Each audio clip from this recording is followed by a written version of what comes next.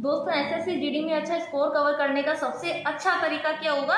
Maths and reasoning में अच्छी पकड़ बनाना। बिकॉज जीके जीएस का कोई भरोसा नहीं होता, कहीं से कुछ भी पूछा जा सकता है। जो काफी टाइम से तैयारी कर रहा है, जिसे हर एक सब्जेक्ट की अच्छी नॉलेज है, वो भी पूरे क्वेश्चन सही नहीं कर पाता है। तो सही रहेगा मैथ्स एंड रीजनिंग पे अच्छी पकड़ करें।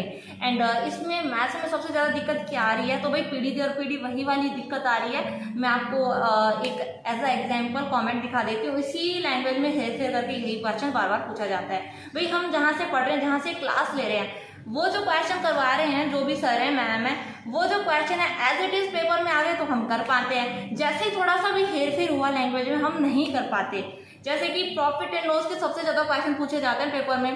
टाइम एंड वर्क होता है, रेशियो एंड प्रोपोर्शन होता है, एवरेज होता है। ये जो क्वेश्चन है जो क्लास में करवाए जा रहे हैं एज इट इज आ जाते हैं, हम कर जाते हैं। लैंग्वेज थोड़ा भी हेर फेर हुआ, हम नहीं कर पाते हैं। तो बच्चों आपको याद होगा जब हम छोटे थे, 3rd या 4th क्लास में आ जाते हैं प्रॉफिट एंड लॉस के क्वेश्चन। वो हमें हार्ड क्यों लगते हैं? क्योंकि हम ना उसका जो फॉर्मूला है वो रटते हैं। विक्रय मूल्य सबसे पहले प्रॉफिट क्या है, नीचे एक्चुअल वैल्यू क्या है इनटू 100। तो हमें यही नहीं पता होता भी प्रॉफिट क्या होता है, प्रॉफिट होता क्या है, हमें ये नहीं पता। हम क्या फॉर्मूला रट रहे हैं। प्रॉफिट कब होता है? जब हम उसे ज्यादा में खरीद रहे हैं और उससे ज्यादा में बेच रहे हैं, तो हो गया ना प्रॉफिट। अगर हम उसे खरीद रहे 50 में और बेच रहे 20 में, तो ये हमें हानि हो गई, लॉस हो गया। जब हमें यही नहीं पता प्रॉफिट लॉस होता क्या है, लेकिन हम क्या फॉर्मूला रट रहे हैं, दैट्स वाई हमें वो क्या है हार्ड लगता है। अब यहाँ भी जब तक अगर हम ऐसे प्रैक्टिकली नहीं सीखेंगे ना प्रॉफिट एंड लॉस है क्या चीज, हम नहीं कर पाएंगे।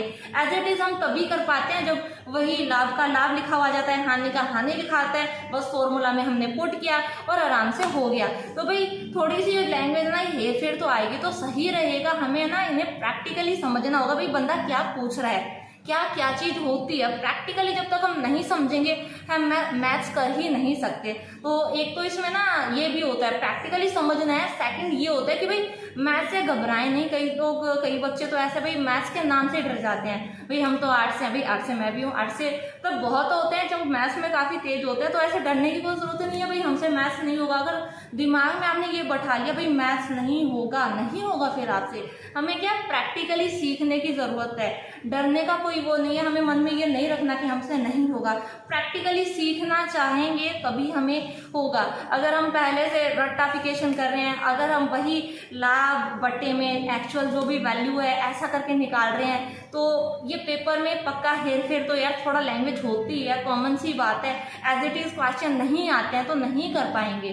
तो दैट्स वाई सबसे इंपॉर्टेंट यही रहेगा, मैथ्स में पकड़ बनानी है। पकड़ बनानी है कैसे बना सकते हैं? जब हम प्रैक्टिकली क्वेश्चंस को समझेंगे।